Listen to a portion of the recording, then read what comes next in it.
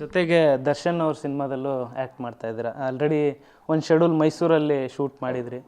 So Darshan sir ಸಿಕ್ಕಿದ್ರ, ಅವತ್ತು meet ಮಾಡಿದ್ರ, ಏನು ಹೇಳಿದರು ನಿಮ್ಮ ಜೊತೆಗೆ? ಅಂದರೆ ಸರ್ ನೋಡಿ, ಅವ್ರದ್ದು ಸಾಕಷ್ಟು ನ್ಯೂಸ್ನಲ್ಲಿದ್ದರು ಒಂದು ಸ್ವಲ್ಪ ದಿನದಿಂದ.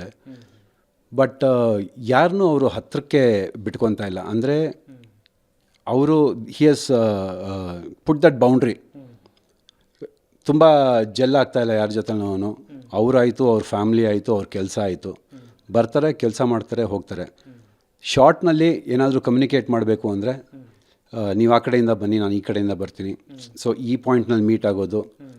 ನಾನು ಅಂದರೆ ಅವ್ರದ್ದು ನನ್ನದು ಒಂದು ಸೀನ್ ಇತ್ತು, ನನ್ನನ್ನು ಹೊಡಿತಾರೆ, ಆ ಥರ ಒಂದು ಪಂಚ್ ಮಾಡೋ ಸೀನು, ಈ ಥರ ಮಾಡ್ತೀನಿ, ಈ ಕಡೆಯಿಂದ ಬರ್ತೀನಿ, ಇಷ್ಟೇ ಕಾನ್ವರ್ಸೇಷನ್ ಆಗಿರೋದು. ಪರ್ಸ್ನಲ್ ಲೆವೆಲ್ನಲ್ಲಿ ಯಾವುದೂ ಕಾನ್ವರ್ಸೇಷನ್ ಆಗಿಲ್ಲ ಅವ್ರ ಜೊತೆಯಲ್ಲಿ. So it is very professional. And ಅವ್ರ ಕೆಲಸ ಎಷ್ಟಿದೆ ಅವ್ರು ಮಾಡ್ತಾರೆ, ನಮ್ಮ ಕೆಲಸ ಎಷ್ಟಿದೆ ನಾವು ಮಾಡ್ತಿದ್ದೀವಿ ಅಷ್ಟೇ.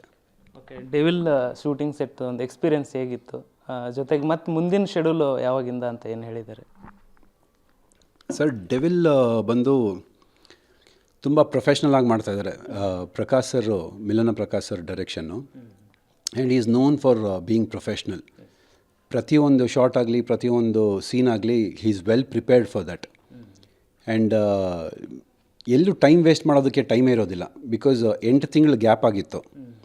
ಎಲ್ಲಿಂದ ಬಿಟ್ಟಿದ್ವಿ ಅಲ್ಲಿಂದನೇ ಶುರು ಮಾಡಬೇಕು. ಸೊ ಪ್ರತಿಯೊಂದು ಸೀನ್ ಹೇಳೋವಾಗ್ಲೂ, ಎಕ್ಸ್ಪ್ಲೈನ್ ಮಾಡೋವಾಗ್ಲೂ ಎಲ್ಲ ಆರ್ಟಿಸ್ಟ್ನು ನಿಲ್ಲಿಸ್ಕೊಂಡು, ಆ ಸೀನಲ್ಲಿರುವಂಥ ಆರ್ಟಿಸ್ಟ್ಗಳನ್ನ, ಲಾಸ್ಟ್ ಟೈಮ್ ಇಲ್ಲಿಗೆ ಬಿಟ್ಟಿದ್ವಿ, ಮೂಡ್ ಹೀಗಿತ್ತು, ಅಟ್ಮಾಸ್ಫಿಯರ್ ಹೀಗಿತ್ತು, ಇದರಿಂದ ಹೀಗಾಗಿತ್ತು, ಮುಂದಕ್ಕೆ ಹೀಗಾಗತ್ತೆ, ಸೊ ನಿಮ್ಮ ಒಂದು ಏನಿತ್ತು ಮೂಡು, ಈ ಮೂಡ್ನಲ್ಲಿದ್ರಿ ನೀವು, ಆ ಮೂಡನ್ನ ಕಂಟಿನ್ಯೂ ಮಾಡಿ ಅಂತ ಅಷ್ಟು ಪ್ರೊಫೆಷ್ನಲ್ ಲೆವೆಲ್ನಲ್ಲಿ ಮಾಡಿ ಮುಂದುವರಿಸ್ತಾ ಇದ್ದಾರೆ. ಸೊ ಅಲ್ಲಿ ಟೈಮೇ ಇರೋದಿಲ್ಲ.